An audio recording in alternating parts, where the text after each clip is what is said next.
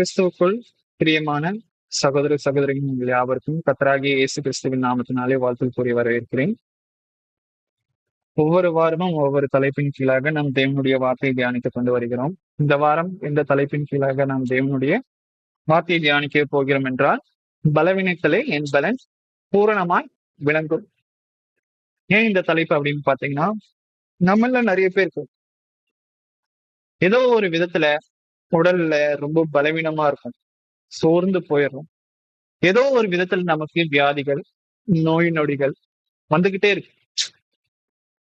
விஞ்ஞானம் வளர வளர நோய்களும் வந்து பாத்தீங்கன்னா வளர்ந்துகிட்டே வருது. முன்னாடி எல்லாம் இந்த அளவுக்கு புதுசா நோய்கள்லாம் இருந்தா அப்படிங்கிறது தெரியல. ஆனா நம்ம சுத்தில வந்து பாத்தீங்கன்னா ஒவ்வொரு நாளும் நோய் நொடிகள் நமக்கு வந்துகிட்டே இருக்கு. சுகரு, பிபி, உடல் வலி, உடல் பலவீனம் தான் இருக்கிறதுன்னு பார்த்தா, அதை விட மோசமான ஒரு சில விஷயங்கள் மனசுல ரொம்ப பிரச்சனை, பாரம். உடல் வலியை கூட நம்ம வந்து சமாளிச்சிட முடியும். ஆனா மனசுல ஏற்பட்ட வலியெல்லாம் அது எப்படி சமாளிக்கிறது? நிறைய பேர் வந்து யோசிச்சுக்கிட்டு இருக்கு. என் வாழ்க்கையில நான் எல்லாமே கரெக்டா தான் பண்றேன், நான் கர்த்தருக்கு பிரியமா நடக்கிறேன், ஏன் எனக்கு இப்படிப்பட்ட ஒரு சோதனை வருது? சரி, கர்த்தருடைய வார்த்தை என்ன சொல்லுகிறது? கர்த்தருடைய வார்த்தையை கொண்டு எனக்கு உள்ள இருக்கிற அந்த நோய் நொடிகள், என் மனசுல இருக்கிற பாரங்கள், அதுக்கு எப்படி நான் வந்து விடையை தேடுறது? வாசிக்கலாம். 2 கொரிந்தியர் 12ஆம் அதிகாரம் வசனம் 9. 2 கொரிந்தியர் 12ஆம் அதிகாரம் வசனம் 9. அதற்கு அவர், என் கிருபை உனக்கு போதும், என் பலவீனத்திலே என் பலன் பூரணமாய் விளங்கும் என்றார். ஆகையால் கிறிஸ்துவின் வல்லமை என்மேல் தங்கும்படி என் பலவீனங்களை குறித்து நான் மிகவும் சந்தோஷமா மேன்மை பாராட்டுவேன். அதான் ஏதோ ஒரு காலகட்டத்துல நம்ம நல்லாதான் இருப்போம், திடீர்னு எங்க இருந்துதான் நமக்கு வந்து பிரச்சனை வருது, எங்கதான் நமக்கு இந்த உடல் வலி, உடம்புல மற்ற எல்லா பிரச்சனையும் வருது தெரியாது. நிறைய பாடுகளை நம்ம வந்து சந்திக்க வேண்டியது. சோ அந்த நேரத்துல கர்த்தருடைய வார்த்தை என்ன சொல்லுது? அவர் வந்து நம்ம தேவனிடத்துல ஜெபிக்கும் பொழுது அவர் நம்ம வந்து கண்டுக்க மாட்டேன்றாரே, ஏன் வந்து எனக்கு நோய் நொடிகளை கொடுத்துட்டு இருக்கிற, கண்டுக்கவே மாட்டேன்றாரு அப்படின்னு நம்ம மனசுக்குள்ள தோணினாலும், ஆனா அந்த நோய் நொடி எதுக்காக வருது அப்படின்னு பாத்தீங்கன்னா, நம்ம கர்த்தர் இடத்துல அதிகமா கிட்டி போய் சேர்க்கிறது. நம்மளுடைய பலவீனத்துல அவருடைய பலன் பூரணமா விளங்கும். அப்போ என்னுடைய பலவீனம் ஒண்ணு இருக்கு, என் உடம்புல ஒரு சில பலவீனங்கள் இருக்கு, அதை நான் வந்து விட்டுட்டு கர்த்தர் இடத்துல நான் ஜெபிக்கிறேன். கர்த்தரை வந்து எனக்கு பரிபூர்ண சுகத்தையும் கொடுத்துட்டாருன்னு வச்சுக்கோங்க, நான் திரும்ப கர்த்தர் இடத்துக்கு போவேனா? இல்ல, வாய்ப்புகள் கம்மி. எப்போ எனக்கு திரும்ப வேற ஒரு பிரச்சனை வருதோ அந்த நேரத்துலதான் நான் போவேன். நிறைய பேரு சந்தோஷமா இருக்கும்போது கர்த்தர் இடத்துல போய் சேர்றது ரொம்ப கஷ்டம். தனக்கு எப்போ பிரச்சனை வருதோ அப்பதான் மத்தவங்களை தேடி போவான், முக்கியமா கர்த்தரை தேடி போவான். ஆனா கர்த்தர் நம்ம கூட கடைசி வரைக்கும் இருக்கணும் அப்படின்னா அந்த வழி நமக்கு எப்பவுமே இருந்துட்டு இருந்தா ரொம்ப சந்தோஷம். அதனாலதான் சொல்றாரு, என் கிருபை உனக்கு போதும், உன் பலவீனத்திலே என் பலம் பூரணமாய் விளங்கும். நான் இவ்வளவு நாள் வந்து நான் கற்றுக்கொண்ட மிகப்பெரிய பாடம் என்ன தெரியுமா? கர்த்தரிடத்துல நாம வந்து ஒரு பிரச்சனை நமக்கு வந்து இருக்கு அப்படின்னா நம்ம தேவன் இடத்துல கேட்போம், அந்த கர்த்தரிடத்துல நம்ம கேட்போம், எனக்கு இருக்கிற அந்த உடல் பலவீனங்கள், நோய் நொடிகள் எல்லா பிரச்சனையும் நீக்கி போட்டுருங்க பிதாது.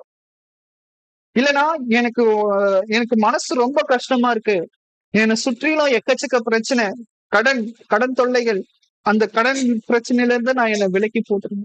குடும்பத்துல ஏதோ ஒரு பிரச்சனை வந்துகிட்டே இருக்கு, அந்த பிரச்சனையில இருந்து எனக்கு விடுதலை தான். கர்த்தர் அப்படியே டக்குன்னு எடுத்து போட்டுருவாரா? நீங்க கூட சொன்ன அடுத்த செகண்ட் அவர் என்ன பண்ணுவாருன்னு தெரியுமா? அந்த பிரச்சனையை தாங்கக்கூடிய சக்திய வல்லமையும் உங்களுக்கு தருவார். அதை அப்படியே எடுத்து போட்டுற மாட்டார். இதுதான் நான் கற்றுக்கொண்ட மிக பெரிய பாடம். கர்த்தர் வந்து பாத்தீங்கன்னா நமக்கு இருக்கிற பிரச்சனையில இருந்து விடுதலை கொடுக்காம அந்த பிரச்சனையை எப்படி சமாளிக்கிறது, அந்த பிரச்சனையை எப்படி தாங்குவது, அப்படிங்கிற ஒரு வல்லமையை கர்த்தர் கொடுப்பார். நல்லா புரிந்து கொள்ளுங்க. அந்த பிரச்சனை நம்ம கூட இருக்கிற வரைக்கும் கர்த்தர் நம்ம கூடவே இருப்பார், நம்மளை தாங்குவார். அதுதான் நம்ம வந்து யோசிக்க வேண்டிய முக்கியமான விஷயம். இவ்வளவு பிரச்சனைகள் இருந்தும் நாம ஏன் நிர்மூலமாகாமல் இருக்கோம்? கர்த்தருடைய கிருபை. வாசிக்கலாம். ஏசாயா 53ஆம் அதிகாரம் வசனம் 3-4. ஏசாயா 53ஆம் அதிகாரம் வசனம் 3-4. அவர் சிதை கொண்டவனும் அவருக்காக சுமந்து நிறைந்தவனும் அனுபவித்துவார். அவரை விட்டு நம்முடைய முகங்களை மறைத்துக் கொண்டோம். அவரை சிதை கொண்டு இன்னும் இருந்தார். அவரை இல்லாமல் போனோம்.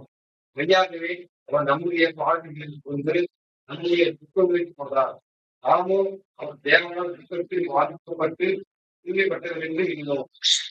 இங்க பாருங்க, இங்க இயேசு கிறிஸ்து வந்து பாத்தீங்கன்னா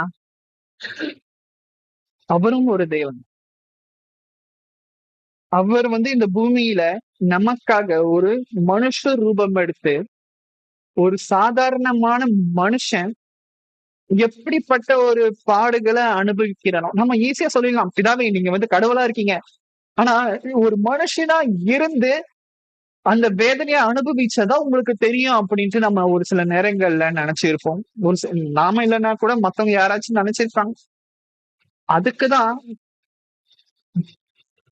இயேசுவை தன்னுடைய சொந்த குமாரனை இந்த பூமிக்கு அனுப்பி ஒரு மனுஷன் எப்படிப்பட்ட பாடுகளை அனுபவிக்கணுமோ, ரொம்ப தூரத்துல இருந்து இல்ல, பக்கத்துல இருந்து அவர் வந்து பாத்தீங்கன்னா எல்லா பாடுகளையும் அனுபவிச்சு எல்லா பாடுகளையும் அனுபவிச்சு சாத்தானை ஜெயிச்சார். அவர் அசட்டை பண்ணப்பட்டவரும் மனுஷரால் புறக்கணிக்கப்பட்டவரும். பாருங்க, இயேசு கிறிஸ்துவுக்கு இந்த நிலைமை.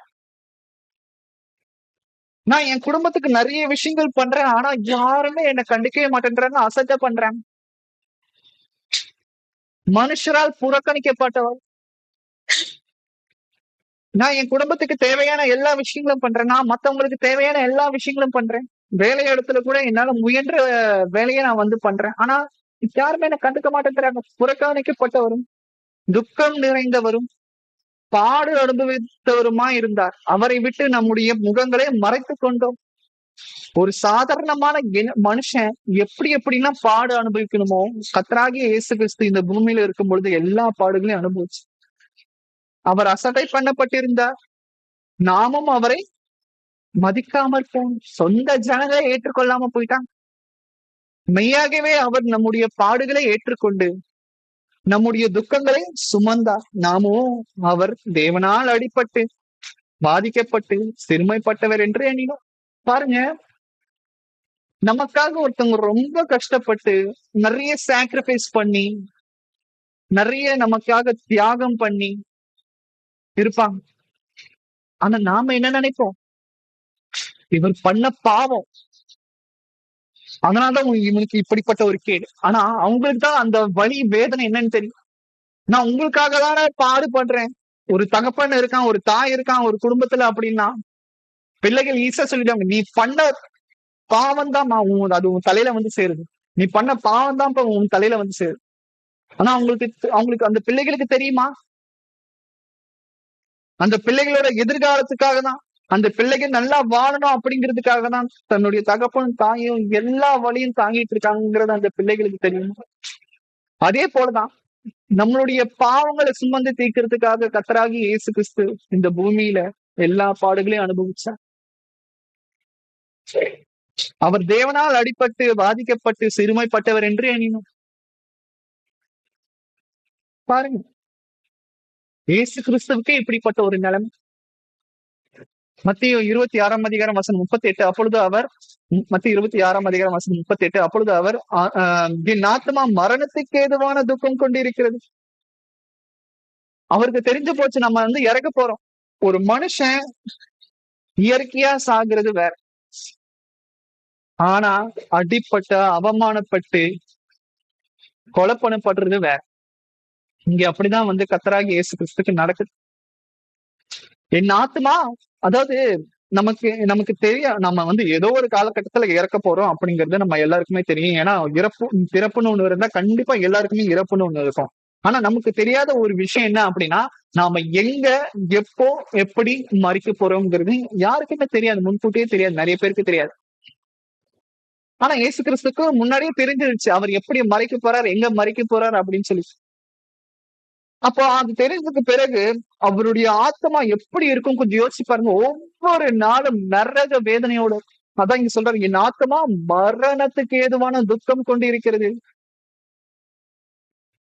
இதெல்லாம் தாண்டி கூட கர்த்தராகிய இயேசு கிறிஸ்து சாத்தானை ஜெயித்தார். நாம நாம பயப்படுவோம். கஷ்டம் இருக்கதான் செய்யும். ஆனா கர்த்தராகிய இயேசு கிறிஸ்து இந்த பூமியில வாழும் பொழுது இப்படிப்பட்ட விஷயத்தெல்லாம் தாண்டி போனார். கஷ்டமான விஷயத்த தாண்டி போனா. ஆஃப்டர் ஆல் எனக்கு இந்த நோய் அவ்வளவுதான். நான் வந்து கடைசி வரைக்கும் இருக்க போறது கிடையாது.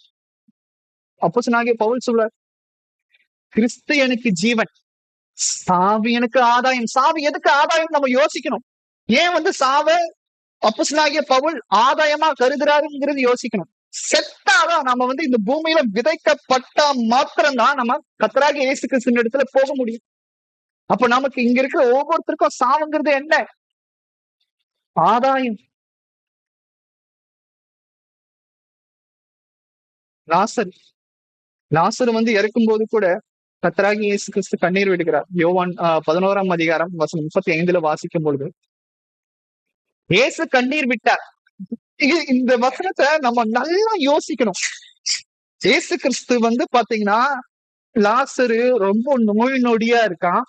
இயேசு கிறிஸ்துவ கூப்பிடுறாங்க. அவனுக்கு நல்ல ஒரு சுகத்தை கொடுங்க அப்படின்ட்டு இயேசு கிறிஸ்து கிட்ட கேக்குறாங்க. ஆனா அவர் போலியே. அவர் நினைச்சிருந்தா லாசருவ சாகாதபடிக்கு அந்த நோய் நொடிய எடுத்து போட்டிருக்க முடியும். ஆனா இயேசு கிறிஸ்து போகல. கர்த்தருடைய பிதாவினுடைய சித்தம் அது கிடையாது. லாசருவ அங்க சாக விடுறார். ஏன் லாசருவ சாக விடுறார் இயேசு கிறிஸ்து அப்படின்னா, லாசரு சாகுற வரைக்கும் வெயிட் பண்றாரு இயேசு கிறிஸ்து. ஏன்? அப்பதான் அந்த ஊர்ல இருக்கிற எல்லா ஜனங்களுக்கும் தெரிய வரும். இயேசு கிறிஸ்து லாசருவ உயிர்த்தெழ பண்ணும் பொழுது இவருக்கு அப்படிப்பட்ட ஒரு வல்லமை இருக்கு. இயேசு கிறிஸ்துக்கு அப்படிப்பட்ட ஒரு வல்லமை இருக்கு. நாம மரணத்தை எதிர்கொண்டாலும் இயேசு கிறிஸ்துவனுடைய 2ஆம் வருகையின் போது நம்மளை அவர் உயிர்த்தெழ பண்ணுவார். அது எல்லாருக்குமே தெரிய வரணுங்கிற ஒரே காரணத்துக்காக லாசருவ முதல்ல அவரு சாக அனுமதிக்க, அவர் சாகுற வரைக்கும் வெயிட் பண்ற. அவன் செத்ததுக்கு அப்புறம் தான் இயேசு கிறிஸ்து அவனை உயிர்த்தெழ பண்ணுகிறார். இது எதற்கு அடையாளம் அப்படின்னா, பிதாவாகிய தேவன் கர்த்தராகிய இயேசு கிறிஸ்துவுக்கு அப்படிப்பட்ட ஒரு வல்லமையை கொடுத்திருக்கிறார். நாம மரித்தாலும் கர்த்தராகிய இயேசு கிறிஸ்துவினுடைய 2ஆம் வருகையின் போது உயிர்த்தெழுவோங்கிற விசுவாசம் நம்ம இடத்துல இருந்துச்சு அப்படின்னா, நம்மளையும் அவர் வந்து உயிர்த்தெழ பண்ணுவார். இயேசு கண்ணீர் விட்டார். ஏன் கண்ணீர் விடுறார்? அங்க இருக்கிற மக்கள் எல்லாருமே ரொம்ப சோகமா இருக்காங்க. லாசரு இறந்துட்டான். இயேசு கிறிஸ்துவுக்கு நல்லாவே தெரியும் லாசரு திரும்ப உயிர்த்தெழ பண்ண முடியும் அவரால. லாசரு திரும்ப வந்துருவாங்கிறது நல்லாவே தெரியும் இயேசு கிறிஸ்துக்கு. இருந்தாலும் நம்மளுடைய கஷ்டங்களை அவர் உணர்ந்து கண்ணீர் விடுறார். அவர் நினைச்ச கண்ணீர் விட்டுருக்க தலை. என்னப்பா நீங்க, நான் எப்படியோ லாசருவை உயிர்த்தெழ பண்ணிடுவேன், நான் எதுக்கு கண்ணீர் விடணும், நீங்க எதுக்கு அழுவுறீங்க அப்படின்ட்டு அவர் சொல்லியிருக்கலாம். ஆனா அவர் சொல்லல. லாசருவை அவர் உயிர்த்தெழ பண்ண முடிஞ்சாலும் நம்மளுடைய வலிகளை அவர் பார்க்கிறார். இயேசு கிறிஸ்து நம்மளுடைய வலிகளை உணர்கிறார். உணர்ந்து கண்ணீர் விடுகிறார். நமக்காக பரிதபிக்கக்கூடியவரா இருக்கிறார். பாருங்க, இந்த ஒரு இயேசு கண்ணீர் விட்டார் இப்படிங்கிற ஒரு வசனத்துக்கு பின்பு எவ்வளவு பெரிய ரகசியங்கள் இருக்கு. அதை இப்பொழுது நான் உங்களுக்கு தெரியப்படுத்தேன். சங்கீதம் 34ஆம் அதிகாரம் வசனம் 18. சங்கீதம் 34ஆம் அதிகாரம் வசனம் 18. நலிந்த நெஞ்சமுள்ளவனுக்கு கர்த்தர் குருவாயிருந்து நலிந்த ஆவிகளுக்கு ரட்சிக்கிறார். பாருங்க, ஏதோ ஒரு ஆத்மா ஏதோ ஒரு விதத்துல கஷ்டப்படும். அது உடல் ரீதியான ஒரு கஷ்டமா இருந்தாலும் சரி, மனசுல நிறைய கஷ்டங்கள் இருக்கும். நான் நல்லா வேலை செய்யறேன், ஆனா என்னை யாருமே இங்கிலீஷ்ல வந்து ரெக்கக்னைஸ் பண்ண மாட்டேன்றாங்கன்னு சொல்லுவாங்க. என்னை யாருமே வந்து பாத்தீங்கன்னா பொருட்படுத்த மாட்டேன்றாங்க. இவன் நல்லா பண்ணியிருக்கான்ப்பா அப்படிங்கிற ஒரு வாழ்த்து கூட சொல்ல மாட்டேன். ஒரு சம்பள உயர்வு இல்லை, ஒண்ணுமே வேலை செய்யறவனுக்கு நிறைய சம்பளம் கொடுத்துட்டு இருக்கான். இது வேலையில இருக்கிற ஒரு விஷயத்த நான் சொல்றேன். இதுவே குடும்பத்துல கணவன் நிறைய கஷ்டப்பட்டு குடும்பத்துக்காக உழைச்சு பாடுபட்டு ஒரு சில பேர் அதை உணராம ஈஸியா அவனை பேசிடுறான். மனைவி எவ்வளவோ கஷ்டப்படுறான் குழந்தைகளுக்காக, கணவன்மார்களுக்காக எவ்வளவோ சாக்ரிஃபைஸ் பண்றாங்க. மனைவி வந்து வேலைக்கு போகணும் அப்படிங்கிற எந்த ஒரு கட்டாயமும் கிடையாது. அவங்க வீட்டுல இருந்து பிள்ளைகளையும் கணவரையும் பார்த்துக்கணும், குடும்பத்தை பார்த்துக்கணும். அதுதான் உங்களுக்கு கொடுக்கப்பட்ட ஒரு முக்கியமான வேலை. ஒரு குடும்பத்துல ஒரு பெண் வந்து பாத்தீங்கன்னா வேலைக்கு போகணுங்கிற கட்டாயம் இல்லை. ஒரு ஆண் தான் வந்து பாத்தீங்கன்னா வெளியே வேலைக்கு போயிட்டு வேலை செஞ்சு சம்பாதிச்சு குடும்பத்துக்கு தேவையானது எல்லா விஷயத்தையும் போனோம். ஆனா மனைவி வந்து குடும்ப வேலையே செய்யறாங்க, பிள்ளைகளையும் பாத்துக்கிறாங்க, இன்னும் வெளியே போய் சம்பாதிக்கவும் செய்யறாங்க. ஆனா அவங்களுக்கு கிடைச்ச பட்டம், பேர், ஒரு அன்பு, கணவன் இடத்துல இருந்து ஒரு அன்பு எதுவுமே கிடைக்கல அப்படின்னா அவங்களுடைய மனசு ரொம்ப வேதனைப்படும். அதுதான் சொல்றாரு, நொறுங்குண்ட இருதயம் உள்ளவர்களுக்கு கர்த்தர் சமீபமா இருந்து நறுங்குண்ட ஆவி உள்ளவர்களை ரட்சிக்கிறார். கர்த்தர் எனக்கு வந்து எந்த ஒரு பிரச்சனையும் நான் மனுஷன் இடத்துல போய் சொல்றதுக்கு பதிலா கர்த்தர் இடத்துல நம்ம போய் ஜெபிச்சோம் அப்படின்னா கர்த்தர் எல்லாருடைய விண்ணப்பத்திற்கும் அவர் பதில் கொடுக்கக்கூடியவரா இருக்கிறார். நமக்கு பொறுமை தேவை, விசுவாசமும் தேவை. நமக்கு இருக்கிற பலவீனங்கள் கண்டிப்பா வந்து பாத்தீங்கன்னா அது ஒரு முடிவே கிடையாது, அது ஒரு தொடக்கம். இப்பதான் கொஞ்ச நேரத்துக்கு முன்னாடி வாசிச்சோம் 2 கொரிந்தியர் 12ஆம் அதிகாரம் வசனம் 9-10. 2 கொரிந்தியர் 12ஆம் அதிகாரம் வசனம் 9-10. அதற்கு அவர், என் கிருபை உனக்கு போதும், உன் பலவீனத்திலே என் பலம் பூரணமா விளங்கும் என்றார். ஆகையால் கிறிஸ்துவின் வல்லமை என்மேல் தங்கும்படி என் பலவீனங்களை குறித்து நான் மிகவும் சந்தோஷமாய் மேன்மை பாராட்டுவேன்.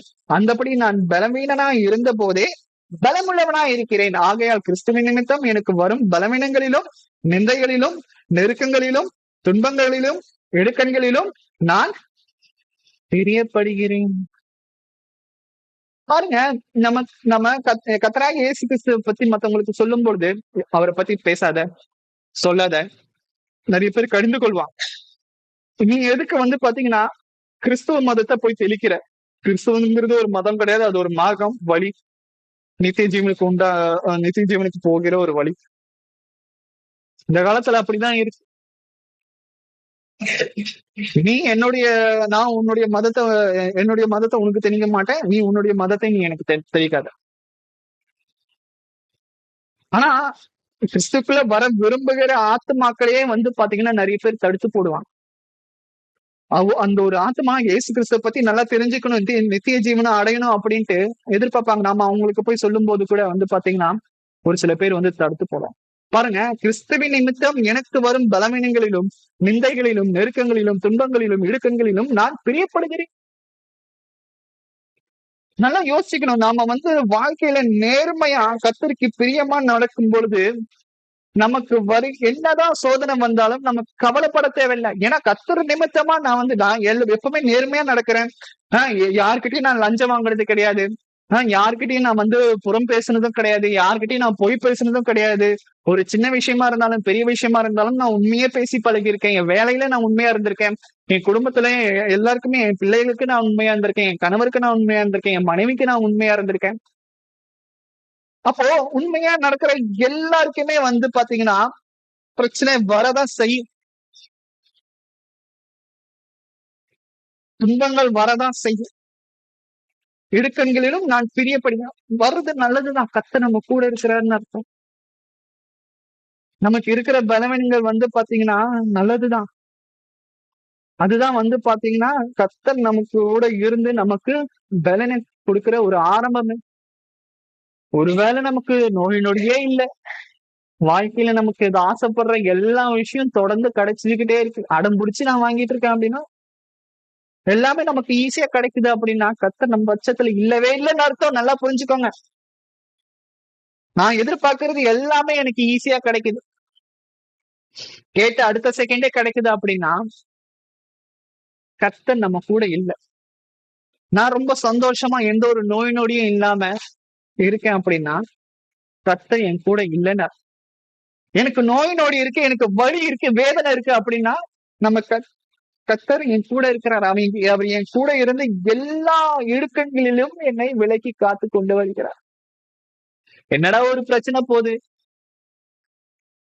திடீர்னு ஒரு பிரச்சனை வருது, அப்படிதான் வாழ்க்கை ஏற்ற இறக்கமா போயிட்டு.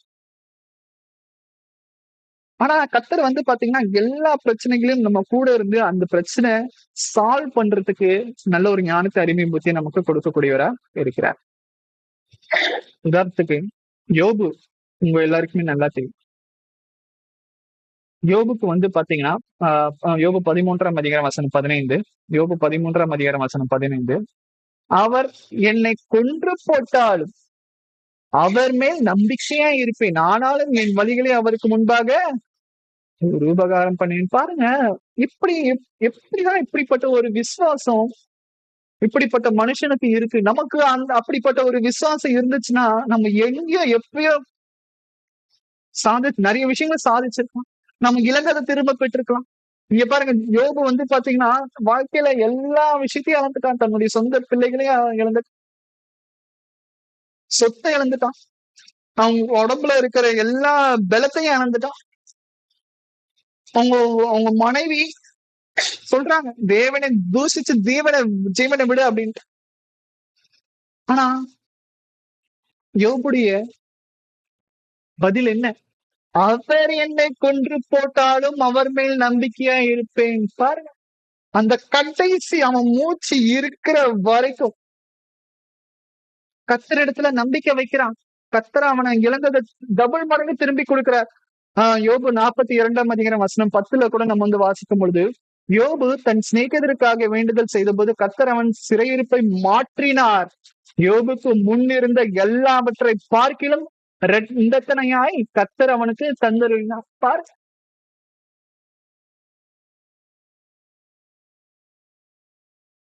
இப்படிப்பட்ட ஒரு ஆசீர்வாதம். மரண தருவாயில இருந்தாலும் கூட சாத்ராக் மேஷாக் ஆபேத்நேகோ சொல்றாங்க, நீங்க என்ன கொன்னு போட்டா அவர் எங்களை விடுவிச்சாலும் சரி, விடுவிக்க வைத்தாலும் சரி, நாங்க அவரை தான் தெய்வமா வணங்குவோம் அப்படின்னு சொன்னாங்க. இங்க யோபு என்ன சொல்றாரு? அவர் என்னை கொன்று போட்டாலும் அவர் மேல் நம்பிக்கையா இருப்பேன். எத்தனை பேருக்கு நம்மள எத்தனை பேருக்கு இப்படி என்னடா நம்ம வாழ்க்கையில ஏதாச்சும் ஒரு விஷயத்த சாதிக்கலாம் அப்படின்னு பார்த்தா ஏதோ ஒரு தொல்லை வந்துகிட்டே இருக்கே, ஏதோ ஒரு பிரச்சனை வந்துகிட்டே இருக்கே, ஏதோ ஒரு நோய் நொடிகள் என் உடம்புல வந்துகிட்டே இருக்கேன், நான் எவ்வளவுதான் தாங்குறது? தேவன் எனக்கு என்ன ஏன் இப்படி என்ன சோதிக்கிறாரு? எனக்கு ஒரு விடுதலையே கொடுக்க மாட்டேன்றாரு. பேசாம நான் தேவனை விட்டு பின்வாங்கிட்டா நான் சந்தோஷமா இருக்கும் போல. இந்த மாதிரியெல்லாம் சாத்தான் நம்மளுடைய எண்ணத்துல விதையா அந்த விஷத்தை விதை. தயவு செஞ்சு அப்படிப்பட்ட ஒரு வார்த்தைகளுக்கு இடம் கொடுத்துறாரு. யோபு சொன்ன அந்த வார்த்தைகள் உங்களுடைய மனசுல எப்பவுமே பதிஞ்சு இருக்கணும். நம்மள நிறைய பேருக்கு மனசளவுல ரொம்ப பிரச்சனை இருக்கு. எலியாக்கும் அப்படிப்பட்ட ஒரு டிப்ரெஷன்ல இருக்கிறார். 1 ராஜாக்கள் 19ஆம் அதிகாரம் வசனம் 4 சொல்றாரு பாருங்க. 1 ராஜாக்கள் 19ஆம் அதிகாரம் வசனம் 4, அவன் வனாந்தரத்தில் ஒரு நாள் பிரயாணம் போய் ஒரு சூளை செடியின் கீழ் உட்கார்ந்து தன் ஜீவன் எடுத்துக் கொள்ளப்பட வேண்டும் என்று கோரி, போதும் கர்த்தாவே, என் ஜீவனை எடுத்துக்கொள்ளும், நான் என் பிதாக்களை பார்க்கிலும் நல்லவன் அல்ல என்றான். பாருங்க, அவனை கொலை செய்யறதுக்கு வகை தேடுறான். தீர்க்கதரிசிகளை கொலை செய்யறதுக்கு வகை தேடுறான். இந்த விஷயத்துக்கு முன்னாடி, அதுக்கு முன்னாடி அதிகாரத்துலதான் அவர் பெரிய அற்புதத்தை செஞ்சிருப்பார். ஆனா அந்த அற்புதத்தை அவர் செய்திருந்தாலும், கர்த்தர் மூலியமா அப்படிப்பட்ட ஒரு விஷயம் பண்ணியிருந்தாலும், அவர் மனசுல பாத்தீங்கன்னா ரொம்ப கஷ்டப்படுறார். ஏன்னா அவரை எலியாவை சாவு நெருங்கிக்கிட்டே இருக்கு. எங்க போனா ஒரு மென்டலா, எமோஷனலா அவர் ரொம்ப பாதிக்கப்படுறான். தயவு செஞ்சு என்னுடைய உயிரை எடுத்துருங்க, நான் அந்த அளவுக்கு நல்லவன் கிடையாது. ஆனா அதே அதிகாரத்தை நீங்க தொடர்ந்து வாசிக்கும் பொழுது நாம ஒண்ணு நினைப்போம், எனக்கு இருக்கிற கஷ்டம் அதிகம், தயவு செஞ்சு என்னுடைய உயிரை எடுத்துருங்க அப்படின்ட்டு. ஆனா கர்த்தருடைய பிளான் பாத்தீங்கன்னா வேற மாதிரி இருக்கும். என்ன அப்படின்னு பாத்தீங்கன்னா, நீ பண்ற விஷயங்கள் இன்னும் நிறைய இருக்கு. ஒரு தூதனை அனுப்பி அவனுக்கு நல்ல ஒரு சாப்பாடை கொடுக்குற, நீ போக வேண்டிய தூரம் அதிகமா இருக்கு. இன்னும் அவன் பிரயாணம் பண்றான் 40 நாள். கர்த்தர் அவனுக்கு கொடுத்த அந்த சாப்பாட்டை வச்சு அந்த ஒரு வேளை நல்லா சாப்பிட்டுறான். 40 நாள் அதுக்கப்புறம் அவன் சாப்பிடவே இல்லை. அந்த அளவுக்கு அவன் சாப்பிட்ட சாப்பாடு 40 நாள் செரிக்காம நல்லா புஷ்டியா இருந்திருக்கான். ஒரு 40 நாள் அவன் சாப்பிடவே இல்லை, ஒரு பிரயாணமா போறான். பாருங்க, அவன் ஒண்ணு நினைப்போம், கர்த்தர் பாத்தீங்கன்னா வேற விதமா மாற்றி போடுவார். பிலிப்பியர் 4ஆம் அதிகாரம் வசனம் 4 கூட பாத்தீங்கன்னா பவுல் சிறைச்சாலையில இருப்பார்.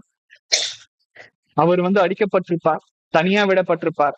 இருந்தாலும் அவர் என்ன எழுதுறாரு பாருங்க, கர்த்தருக்குள் எப்பொழுதும் சந்தோஷமா இருங்கள் என்று மறுபடியும் சொல்கிறேன். சந்தோஷமா இருங்கள்ன்ட்டு அவர் ஏதோ ஒரு சுதந்திரமா பறவையா அவருடைய சொந்த வீட்லயோ இல்லைன்னா பாத்தீங்கன்னா ஒரு பெரிய மாட மாளிகையிலயோ இருந்து இந்த இந்த பிலிப்பியர் 4ஆம் அதிகாரம் வசனம் 4 அவர் எழுதல. அவர் எங்க தெரியுமா இருக்கிறார்? ஒரு சிறைச்சாலையில இருக்கிறார், அடிபட்டு இருக்கிறார், தனியா விடப்பட்டு இருக்கிறார். இருந்தாலும் அவர் என்ன எழுதுகிறார்? சந்தோஷமா இருங்க. பாருங்க, எல்லா சூழ்நிலையும் நம்ம பாத்தீங்கன்னா சந்தோஷமா இருக்க கற்றுக்கொள்ள வேண்டியது அவசியமாக இருக்கு, நமக்கு துன்பம் வரும்போது கூட. சங்கீதம் 147 வசனம் 3. சங்கீதம் 147 வசனம் 3. இருதயம் நொறுங்குண்டவர்களை குணமாக்குகிறார், அவர்களுடைய காயங்களை கட்டுகிறார். பாருங்க, நமக்கு இருக்கிற அந்த வலி வேதனை எப்பவுமே கடைசி வரைக்கும் இருந்துராது. ஏதோ ஒரு காலகட்டத்துல கர்த்தர் எல்லா விஷயத்தையும் நமக்கு குணப்படுத்துவார். இருதயம் நொறுங்குண்டவர்களை கர்த்தர் குணமாக்குகிறார், அவர்களுடைய காயங்களை கட்டுகிறார். லூக்கா 5ஆம் அதிகாரம் வசனம் 13. பாருங்க, உடல்ல ஏதாச்சும் ஒரு பிரச்சனை இருக்கும் பொழுது கர்த்தராகிய இயேசு கிறிஸ்து அந்த குஷ்டரோகம் வந்தவங்களை எப்படி குணப்படுத்துறாரு பாருங்க. அவர் லூக்கா 5ஆம் அதிகாரம் வசனம் 13, அவர் தமது கையை நீட்டி அவனை தொட்டு, எனக்கு சித்தம் உண்டு சுத்தமாக என்றார். உடனே குஷ்டரோகம் அவனை விட்டு நீங்கிற்று. பாருங்க, இங்க பாத்தீங்கன்னா ஒரு குஷ்டரோகிக்கு நல்ல ஒரு சுகத்தையும் கொடுக்கிற, எனக்கு சித்தமா இருக்குப்பா, அதனால நீ குணமாக. கர்த்தருடைய சித்தம் தான் எல்லாம். நமக்கு பாத்தீங்கன்னா கிருபை கொடுக்கறதும் சரி, நமக்கு நல்ல ஒரு ஆசீர்வாதத்தை கொடுக்கறதும் சரி, எல்லாமே கர்த்தருடைய சித்தமா இருக்கு. இதெல்லாம் ஏன் சொல்றேன் அப்படின்னா, இப்படிப்பட்டவங்களுக்கு கர்த்தர் சுகத்தை கொடுத்திருக்கிறார், கர்த்தராகிய இயேசு கிறிஸ்து. சோ நமக்கும் பாத்தீங்கன்னா நமக்கு உடம்புல பலவீனமா இருக்கும்போது நம்ம கர்த்தராகிய இயேசு கிறிஸ்து நாமத்தினாலே நம்ம பிதாவின் இடத்துல ஜெபிச்சோம் அப்படின்னா, நமக்கும் பாத்தீங்கன்னா எல்லா விதமான பிரச்சனையும் கர்த்தர் நீக்கி போட்டு நல்ல ஒரு சுகத்தையும் பலனையும் கொடுக்கக்கூடியவரா இருக்கிறார். யோவான் 9ஆம் அதிகாரம் வசனம் 7 கூட நம்ம வாசிக்கும் பொழுது, யோவான் 9ஆம் அதிகாரம் வசனம் 7 நம்ம வாசிக்கும் பொழுது, நீ போய் சிலோவாம் குளத்திலே கழுவு என்றார். சிலோவாம் என்பதற்கு அனுப்பப்பட்டவன் என்று அர்த்தமாம். அப்படியே அவன் போய் கழுவி பார்வையடைந்தவனாய் திரும்ப வந்தான். இங்க பாத்தீங்கன்னா ஒரு பிறவி குருடனை பாத்தீங்கன்னா கர்த்தராகிய இயேசு கிறிஸ்து இங்க அற்புதம் செஞ்சு அவனுக்கு நல்ல ஒரு கண் பார்வையை கொடுக்கிறார். பாருங்க, ஒண்ணுமே இல்லாத ஒரு விஷயத்துல கூட கர்த்தர் நிறைய விஷயங்களை படைக்கக்கூடியவரா இருக்கிறார், புது அதிசயங்களை செய்யக்கூடியவரா இருக்கிறார். சோ இதெல்லாம் நம்ம வேதத்தை வாசிக்கிறோம். ஆனா அவங்களுக்குதான் கர்த்தர் செய்வார், எனக்கெல்லாம் செய்வார் அப்படின்னு நினைச்சா கடைசி வரைக்கும் பாத்தீங்கன்னா நீங்க நினைக்கிற காரியம் நிறைவேறாது. ஏன் அப்படின்னா நம்ம விசுவாசத்துல ரொம்ப ரொம்ப குறைஞ்சே இருக்கும். கண்டிப்பா நம்ம கர்த்தராகி இயேசு கிறிஸ்து என்னுடைய வாழ்க்கையிலேயே பாத்தீங்கன்னா நல்ல ஒரு அதிசயத்தையும் அற்புதத்தையும் செய்வார் அப்படிங்கிற ஒரு எண்ணம் நமக்கு கண்டிப்பா தேவை. அடுத்தது வந்து பாத்தீங்கன்னா யோவான் 21 வசனம் 15 to 17 நாம வந்து வாசிக்கும் பொழுது பேதுரு கூட வந்து பாத்தீங்கன்னா இயேசு கிறிஸ்துவ வந்து மறுதளிச்சிருப்பான். இருந்தாலும் வந்து பாத்தீங்கன்னா நம்ம நிறைய பேர் வந்து பாத்தீங்கன்னா ரொம்ப எமோஷனலா ரொம்ப ரொம்ப துவண்டு போயிருப்போம். சார் நல்ல ஒரு ஃப்ரெண்ட்ஷிப்பை நானே வந்து கெடுத்துக்கிட்டேனே, நல்ல ஒரு ரிலேஷன்ஷிப்பை நானே வந்து எடுத்துக்கிட்டேனே அப்படின்ட்டு. ஆனா கர்த்தர் வந்து பாத்தீங்கன்னா எல்லாவற்றையும் மாற்றி போடக்கூடியவரா இருப்பார். இங்க வந்து பாத்தீங்கன்னா பேதுரு கூட இந்த யோவான் 21 வசனம் 15 to 17 வரைக்கும் வாசிக்கும் பொழுது யோவானுக்காக தேவன் வந்து கர்த்தராகிய இயேசு கிறிஸ்து வந்து ஜெபிக்கிறார். அதன் பிறகு வந்து பாத்தீங்கன்னா அவன் தப்ப உணர்ந்து திரும்பவும் வந்து பாத்தீங்கன்னா அவன் சீஷனாக மாறுகிறான். அடுத்தது வந்து பாத்தீங்கன்னா லூக்கா 7 வசனம் 48, அதாவது உடல் ரீதியா பாதிக்கப்பட்டவங்களுக்கு, மன ரீதியா பாதிக்கப்பட்டவங்களுக்கு கர்த்தர் வந்து எப்படிப்பட்ட ஒரு சுகத்தை கொடுக்கிறார் அப்படிங்கிறத வாசிச்சோம். அடுத்தது வந்து பாத்தீங்கன்னா ஆவியில பலனற்று ஒரு சில பேர் நம்ம வந்து போயிருப்போம். இங்க வந்து பாத்தீங்கன்னா லூக்காவை 7 வசனம் 48 அவளை நோக்கி உன் பாவங்கள் மன்னிக்கப்பட்டது என்றார். பாருங்க, இங்கேயும் வந்து பாத்தீங்கன்னா ஆஹ் ஒரு ஸ்திரியை வந்து எல்லாருமே கல்லடிக்க கையுங்கிறாங்க. ஆனா அந்த நேரத்துல வந்து பாத்தீங்கன்னா அவ வந்து பாவம் பண்ணியிருப்பா. இருந்தாலும் இயேசு கிறிஸ்து வந்து அந்த ஸ்திரியை வந்து காப்பாத்துவார். அப்புறம் வந்து பாத்தீங்கன்னா இயேசு கிறிஸ்து வந்து சொல்வாரு, உன் பாவங்கள் மன்னிக்கப்பட்டது, இனி நீ இப்படிப்பட்ட தப்பான விஷயத்த திரும்ப பண்ணாத அப்படின்னு வந்து சொல்வார். அப்போ நம்மளுடைய பாவங்களை மன்னிக்கிற ஒரு விஷயம் யாருக்கு இருக்கு அப்படின்னு பாத்தீங்கன்னா கர்த்தராகிய இயேசு கிறிஸ்து, வேற யாருக்குமே கிடையாது. ஒரு சில பேர் வந்து பாத்தீங்கன்னா சர்ச்சில் இருக்கிற பாதிரியார் கிட்ட போயிட்டு மன்னிப்பு கேட்பாங்க, என்னுடைய பாவங்களை நீங்க மன்னிங்க அப்படின்ட்டு. அந்த பாதிரியாரும் உன்னுடைய பாவங்கள் மன்னிக்கப்பட்டது அப்படின்றாரு. ஆனா உண்மையாலேயே நம்மளுடைய பாவங்களை மன்னிக்கிறதுக்கு யாருக்கு அதிகாரம் இருக்கு அப்படின்னு பாத்தீங்கன்னா கர்த்தராகிய இயேசு கிறிஸ்து. நம்ம ஒரு சில பேர் நமக்கு விரோதமாக ஒரு சில விஷயங்களை செஞ்சுக்கும் போது நம்ம அவர்களை மன்னிக்கணும். ஆனா வந்து பாத்தீங்கன்னா சாரி, எல்லாருமே நம்ம வந்து மன்னிக்கணும். ஆனா வந்து பாத்தீங்கன்னா கம்ப்ளீட்டா நம்மள வந்து மன்னிக்கிறவர் யார், நம்மளுடைய பாவங்கள்ல இருந்து விடுவிக்கிறவர் யார் அப்படின்னு பாத்தீங்கன்னா கர்த்தராகிய இயேசு கிறிஸ்து. கண்டிப்பா வந்து பாத்தீங்கன்னா நம்ம ஆவியில பலனற்று போயிருந்தாலும் கர்த்தர் நம்மை அதுலயும் வந்து நமக்கு சுகத்தை கொடுக்கக்கூடியவரா இருப்பார். இப்போ நான் சொன்னது எல்லாமே வந்து பாத்தீங்கன்னா ஒரு ஒரு தற்காலிகமான ஒரு நோயில இருந்து விடுபடுகிறது வந்து பாத்தீங்கன்னா தற்காலிகம் தான்.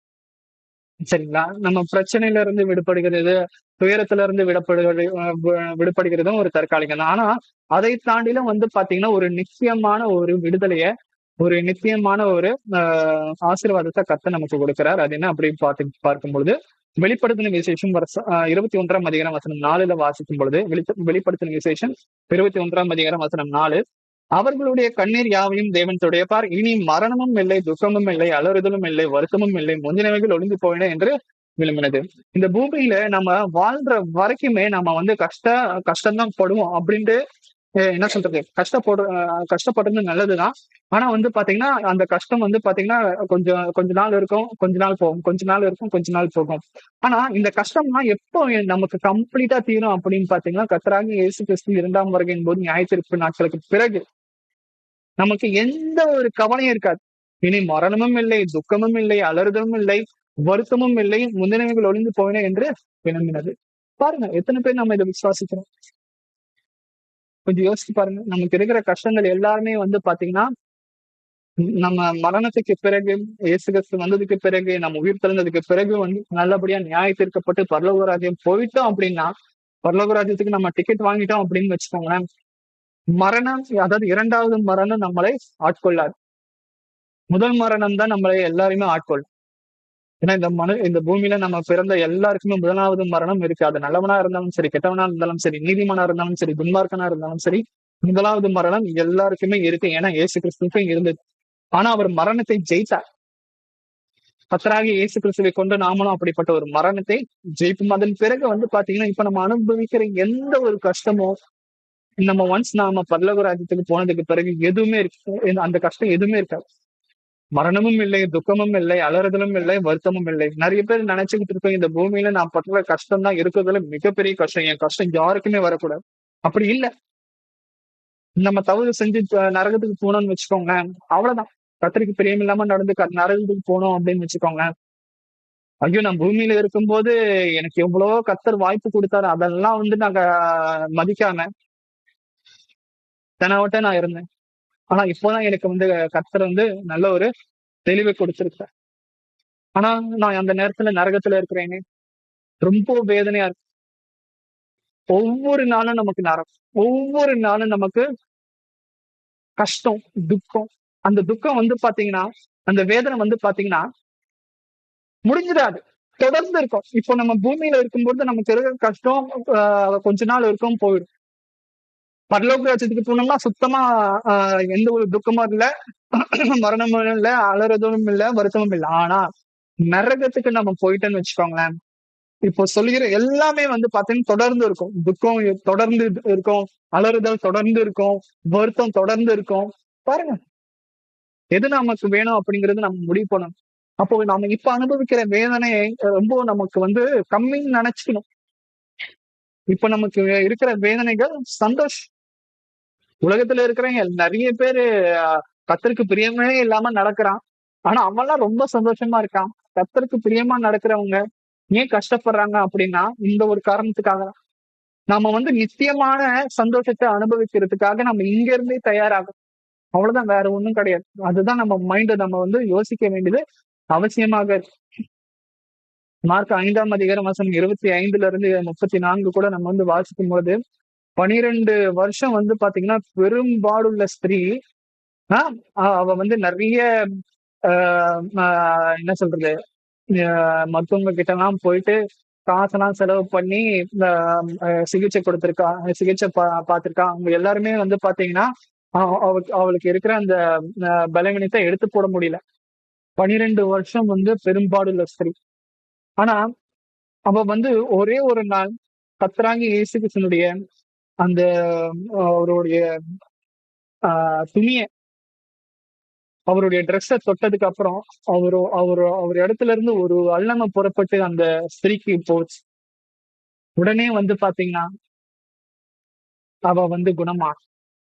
நாம என்ன நினைப்போம், அவருடைய துணியில ஏதோ ஒரு வல்லமை சக்தி இருக்கு, அதனாலதான் அவங்க தொட்டதுக்கு அப்புறம் அவங்களுக்கு இருக்கிற அந்த பிரச்சனை, நோய் நொடி குணமாயிடுச்சு அப்படின்னு நினைப்போம். நிறைய பேர் கர்த்தராகிய இயேசு கிறிஸ்துவினுடைய துணியை தொட்டா கிடைச்சா நமக்கு குணமாயிடும். அப்படி கிடையாது. அந்த தன் துணியில ஏதோ ஒரு பவர் இருக்கு அப்படின்னு நினைச்சிருப்போம். கண்டிப்பா கிடையாது. அவளுடைய விசுவாசம்,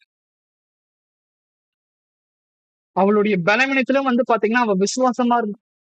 கர்த்தராகிய இயேசு கிறிஸ்து மூலியமா எனக்கு வந்து எனக்கு இருக்கிற அந்த பிரச்சனை வந்து தீர்வு கிடைக்கும். அந்த விசுவாசம் தான் அவளை ரட்சித்தது. அந்த விசுவாசம் தான் வந்து பாத்தீங்கன்னா அவளுக்கு நல்ல ஒரு அந்த நோயில இருந்து அவளுக்கு விடுதலை கொடுத்துச்சு. நிறைய பேர் வந்து பாத்தீங்கன்னா நீங்க அது பண்ணுங்க இது பண்ணுங்கன்னு சொல்லிட்டு காசெல்லாம் ஏமாத்தி நிறைய விஷயங்களை பண்ணுவாங்க. அவங்க கிட்ட எல்லாம் போயிட்டு ஏமாந்துறாரு. கர்த்தர் இடத்துல விசுவாசம். சங்கீதம் 23ஆம் அதிகாரம் வசனம் 4. சங்கீதம் 23ஆம் அதிகாரம் வசனம் 4. நான் மரண இருளின் பள்ளத்தாக்கிலே நடந்தாலும் பொல்லாப்புக்கு பயப்படேன். தேவரே என்னோட கூட இருக்கிறேன். உமது கோலும் உமது தடியும் என்னை தேற்றும். இப்படி ஒரு வசனம் இருக்கு. நாம் மரண இருளில் பள்ளத்தாக்கிலே நடந்தாலும் பொல்லாப்புக்கு பயப்படும். அப்போ இது கர்த்தரை சோதிக்கிறது எப்படி தெரியுமா? வேணும்ட்டே போயிட்டு ஒரு குழியில விழுறது, வேணும்ட்டே போயிட்டு ஒரு பள்ளத்தாக்குல போய் விழுறது, வேணும்ட்டே போயிட்டு வந்து பாத்தீங்கன்னா பிரச்சனைய சுமந்துக்கிறது. ஏன் அப்படின்னா அதான் சொல்லியிருக்கிறாரே கர்த்தர், நான் மரண இருளில் பள்ளத்தாக்கிலே நடந்தாலும் பொல்லாப்புக்கு பயப்படும். தேவர் இது கர்த்தர் என் கூட இருக்கும்போது யாருமே என்ன வந்து எதுவும் பண்ண முடியும். அப்படி இருக்கக்கூடாது. நம்ம அது வந்து கர்த்தரை பரீட்சை பாக்குற மாதிரி ஆயிடும்.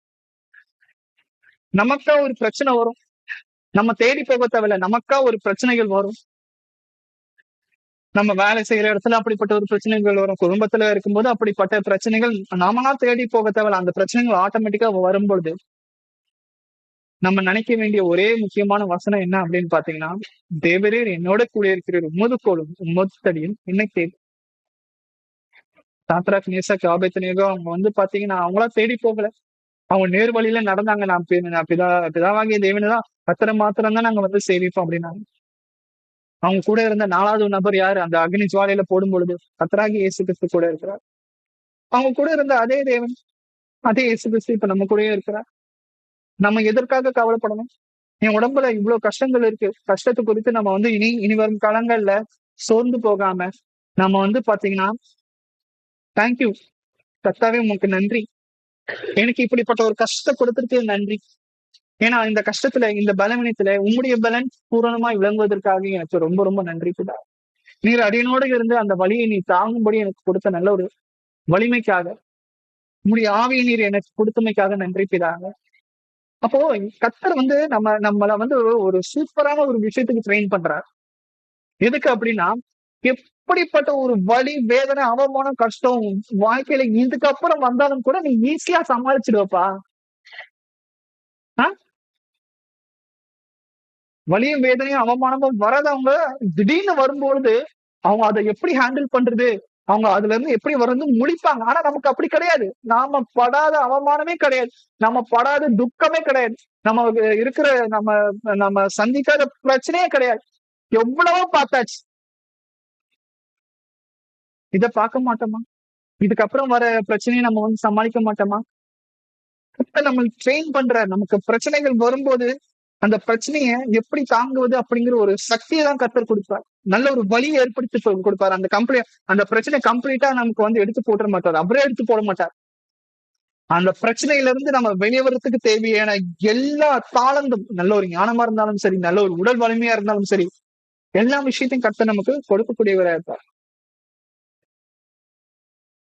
ரோமர் 8ஆம் அதிகாரம் வசனம் 28. ரோமர் 8ஆம் அதிகாரம் வசனம் 28. அன்றியும் அவருடைய தீர்மானத்தின்படி அழைக்கப்பட்டவர்களை தேவனிடத்தில் அன்பு கூறுகிறவர்களுக்கு சகலமும் நன்மைக்கு எதுவாக நடக்கிறது என்று அறிந்திருக்கிறோம். நான் கத்தருக்கு பிரியமா நடக்கிறேன். ஆனா வந்து பாத்தீங்கன்னா எனக்கு ஏன் கெடுதல் வருது அப்படின்னு நம்ம நிறைய விஷயங்கள் நினைச்சிருக்கோம். எனக்கு ஏன் உடம்புல வந்து பிரச்சனை வருது, ஏன் எனக்கு வந்து பாத்தீங்கன்னா ஃபேமிலியில எந்த ஒரு சந்தோஷமும் இல்லை. நம்ம நம்ம வந்து டக்குன்னு அப்படி நினைக்காம,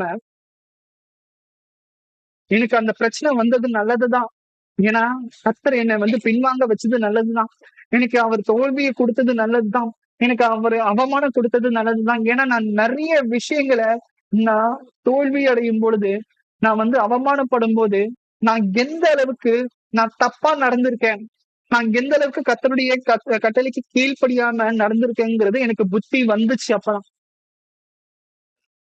நமக்கு வலி வேதனை வருது நல்லதுதான். அப்போ சகலமும் நன்மைக்கு அப்படின்ட்டு நம்ம நினைக்கும் பொழுது நமக்கு பிரச்சனை வருது நல்லதுதான் அப்படிங்கறது நம்ம யோசிக்கணும்.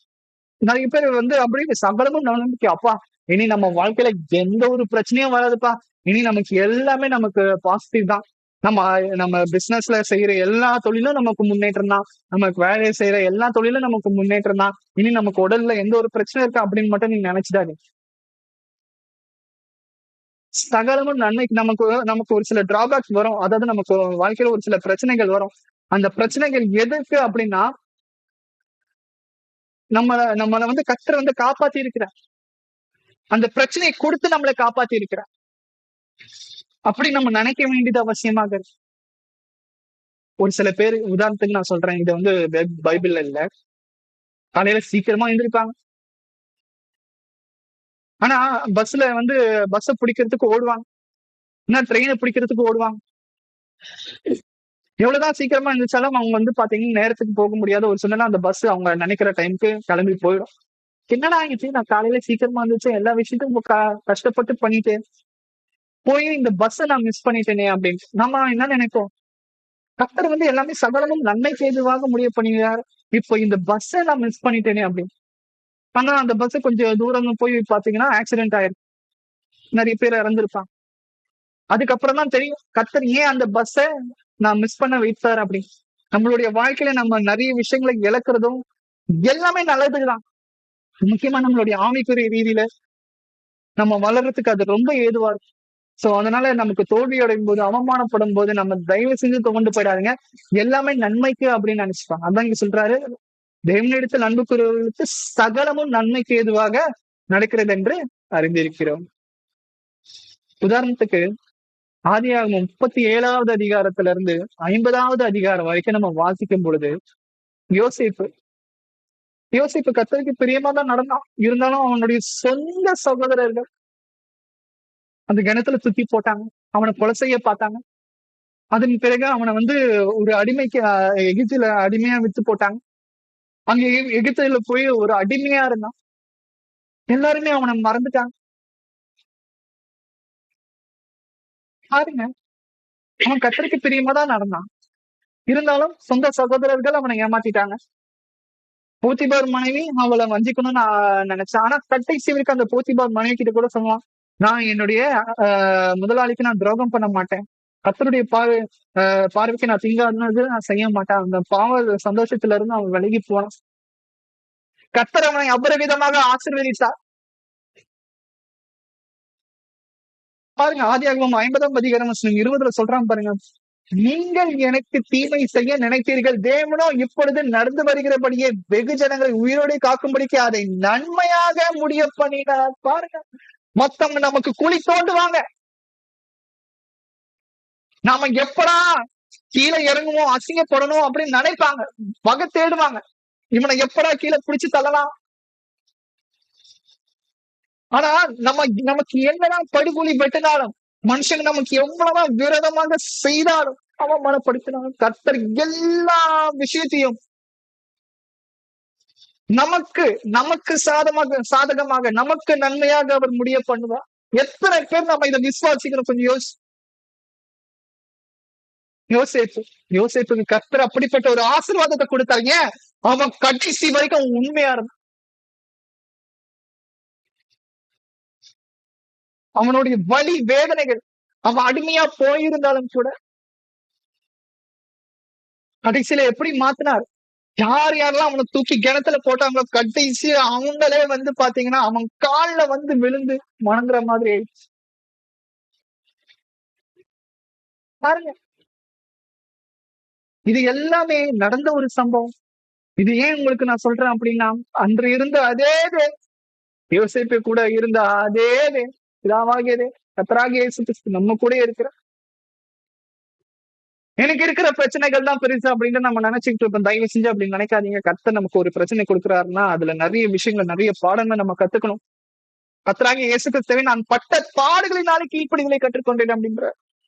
அப்போ அவரும் பாடுபட்டு பட்ட மரத்துக்கே இந்த பாடுனா அப்ப நாமெல்லாம் எங்க போவோம்? கொஞ்சம் யோசிப்பாங்க. ஏசாயா 40ஆம் அதிகாரம் வசனம் 29 இருந்து 31. ஏசாயா 40ஆம் அதிகாரம் வசனம் 29 இருந்து 31. சோர்ந்து போகிறவனுக்கு அவர் பலன் கொடுத்து சத்துவம் இல்லாதவனுக்கு சத்துவத்தை பெருக பண்ணுகிறார். இளைஞர் இளைப்படைந்து சோர்ந்து போவார்கள், வாலிபரும் இடறி விழுவார்கள். கர்த்தருக்கு காத்திருக்கிறவர்களோ புது பலன் அடைவார்கள். அவர்கள் கழுகுகளை போல சட்டைகளை அடித்து எழும்புவார்கள். அவர்கள் ஓடினாலும் இளைப்படையார்கள், நடந்தாலும் சோர்ந்து போகார்கள். பாருங்க, சோர்ந்து போகிறவனுக்கு அவர் பலன் கொடுத்து சத்துவம் இல்லாதவனுக்கு சத்துவத்தை பெருக பண்ணுகிறார். நல்ல வாட்ட சாட்டமா பலம் உள்ளவனுக்கு அவரு பலனை கொடுக்கிறாராம். இல்ல, சோர்ந்து போகிறவனுக்கு, நோயாளிக்கு தான் வந்து பாத்தீங்கன்னா மருத்துவ தேவை, நல்லா வாழ்றவனுக்கு கிடையாது. பாவிகளுக்கு தான் கர்த்தராகிய இயேசு கிறிஸ்து இந்த பூமியில யாருக்காக வந்தார்? பாவிகளை ரட்சிக்கிறதுக்கு தான் வந்தார், நீதிமான ரட்சிக்கிறதுக்கு கிடையாது. அதே போல இங்க சோர்ந்து போகிறவனுக்கு தான் கர்த்தர் வந்து பலன் கொடுக்கிறார். சத்துவம் இல்லாதவனுக்கு சத்துவத்தை பெருக பண்ணுகிறார். ஒரு சில பேர் வந்து பாத்தீங்கன்னா இளைஞர் வந்து இளைப்படைந்து சோர்ந்து போவாங்க. நல்ல வாட்ட சட்டமா இருக்கிறவங்க கூட ஒரு காலகட்டத்துல வந்து பாத்தீங்கன்னா சோர்ந்து போயிடுவோம். ஆனா கர்த்தருக்காக யார் காத்திருக்கிறார்களோ, நானும் நிறைய வாழ்க்கையில நிறைய விஷயங்களை கற்றுக்கொண்டேன். அடிப்பட்டதான் பொறுமையா, கர்த்தருக்கு பொறுமையா இருந்து காத்துக்கிட்டோம் அப்படின்னா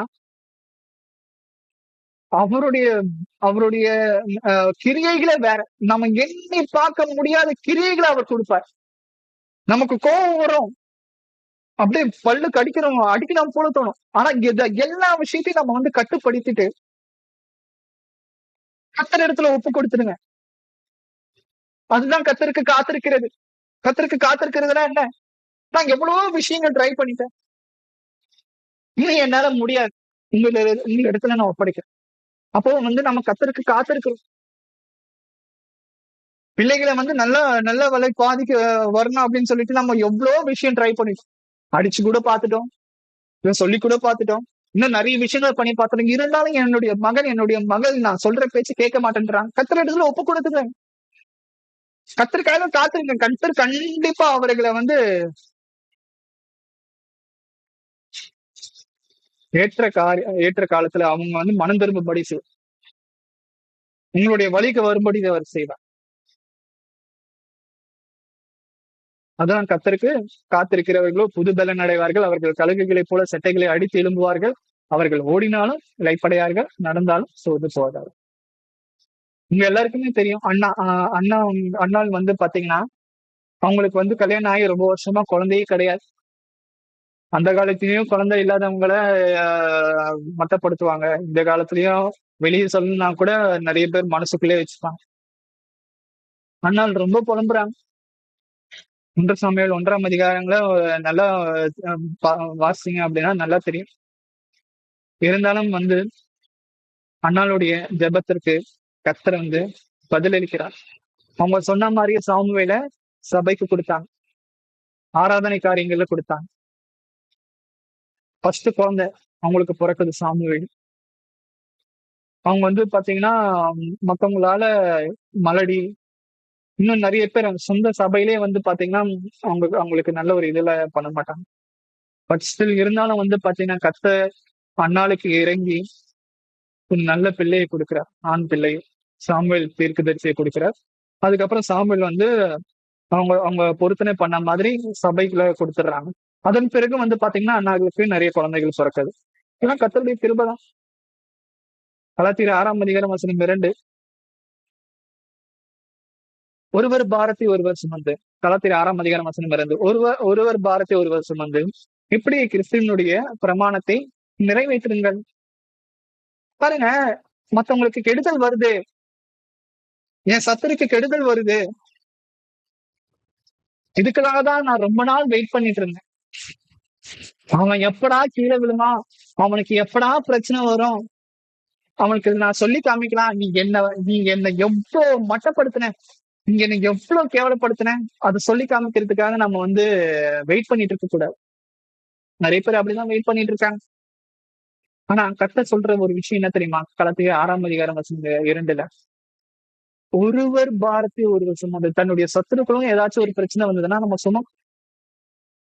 சொந்த வீட்டாரையும் ஃபர்ஸ்ட் சுமக்கணும். அதே சமயத்துல மற்றவங்களுடைய பாரத்தை நம்ம ஒருவர் பாரத்தை ஒருவர் சுமந்து இப்படியே கிறிஸ்துவனுடைய பிரமாணத்தை நிறைவேற்றுங்க. நான் எப்படிங்க பிரதர் சுமக்கிறது? என்கிட்ட காசு பணம் இல்லை, என்கிட்ட வந்து பாத்தீங்கன்னா ஒரு பலனே இல்லைன்னா எப்படி வந்து மத்தவங்களுடைய பாரத்தை நம்ம சுமக்கிறது? உங்களிடத்துல கர்த்தர் இருக்கிறார். நீங்க ஜெபிங்க. உங்களால எதுவுமே முடியலன்னா கண்டிப்பா உங்களால கிரியையில பண்ண முடியலன்னா ஜெபிங்க. அதுவும் ஒரு கிரியை தான். மத்தவங்களுக்காக ஜெபிங்க. சபையில இருக்கிற நிறைய ஆத்துமாக்களுக்காக ஜெபிங்க. கர்த்தர் ஆட்டோமேட்டிக்கா உங்களுடைய வாழ்க்கையை முன்னேற்ற பாதையில அனுப்புவார். மத்தவங்களுடைய கஷ்டத்துல பங்கெடுத்துக்கோங்க. முயன்ற அளவுக்கு நம்ம வந்து பாத்தீங்கன்னா அவங்களுக்கு கஷ்டம் கொடுக்காம அந்த கஷ்டத்துல இருந்து அவங்க மீண்டு வர்றதுக்கு உதவி பண்ணணும். ஜெபம் கூட பண்ணணும். நல்ல சமாரியன் கதை உங்க நிறைய பேருக்கு தெரியும்னு நினைக்கிறேன். லூக்கா 10ஆம் அதிகாரம் 25 37 வரைக்கும் நம்ம வந்து வாசிக்கும் பொழுது அதாவது ஒருத்தன் வந்து அடிபட்டு கிடப்பான். அவனுடைய சொந்த ஜனமே வந்து பாத்தீங்கன்னா அவனுக்கு வந்து உதவி பண்ண மாட்டாங்க. ஆனா ஒரு புறஜாதியா அவன் வந்து சமாரியா வந்து புறஜாதி, அவங்க வந்து யூத மக்கள் கிடையாது. அவன் வந்து அப்படிப்பட்ட ஒரு ஆளுக்கு அடிப்பட்ட ஒரு ஆளுக்கு அவனுக்கு தேவையான எல்லா மருந்தும் தடவி அவனிடத்துல ஒரு வேலையாளர் அனுப்பி அவனுக்கு தேவையான எல்லா விஷயத்தையும் பண்ணுங்க அப்படின்னு சொல்லிட்டு காசும் கொடுத்துட்டு போவான். அவன் தான் வந்து பாத்தீங்கன்னா நல்ல சமாரி. தெருவுல யாரோ அடிபட்டு கிடக்குறாங்க, அப்படி கண்டு காணாதமா போயிட்டோம் அப்படின்னா நம்ம நல்ல சமாரியா இல்ல. அவங்களுக்கு தேவையான எல்லா நன்மையான காரியங்களை நம்ம வந்து பண்ணணும். சங்கீதம் 73ஆம் அதிகாரம் வசனம் 26 நான் வந்து முடிக்கிறேன்.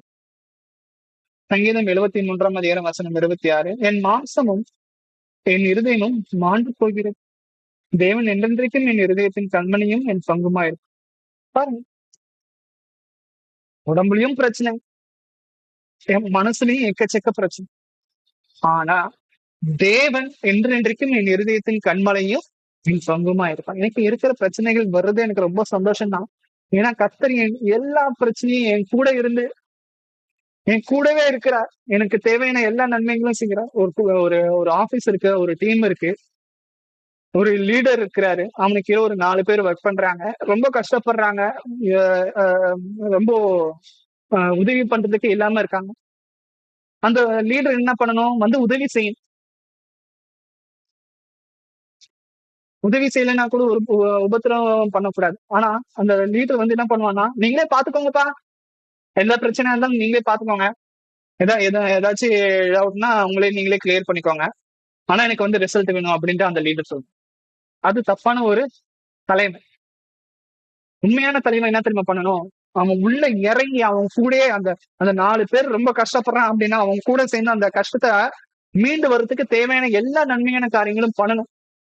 அவங்களுக்கு தேவையான எல்லா விஷயத்தையும் குடுத்து, அந்த வேலையை அது எவ்வளவு ஈஸியா செஞ்சு முடிக்க முடியுமோ, அது செய்யறதுக்கு அவங்களுக்கு உதவி பண்ணணும். அவன் தான் உண்மையான தலைவன்.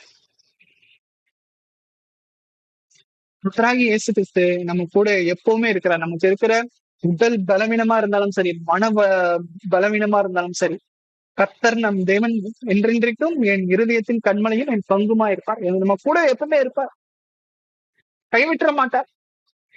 அதை மட்டும் நம்ம நல்லா புரிஞ்சு வச்சுக்கிட்டோம் அப்படின்னா, நமக்கு எப்படிப்பட்ட ஒரு நோய் நொடி இருந்தாலும் சரி, நமக்கு எப்படிப்பட்ட மனசுல இருக்கிற கஷ்டமா இருந்தாலும் சரி, கர்த்தர் எல்லாவற்றையும் நமக்கு மாற்றி போடுவார். பொறுமையா கேட்ட உங்கள் அனைவருக்கும் நன்றி. கர்த்தர் தாமே உங்களை ஆசீர்வதிப்பாராக.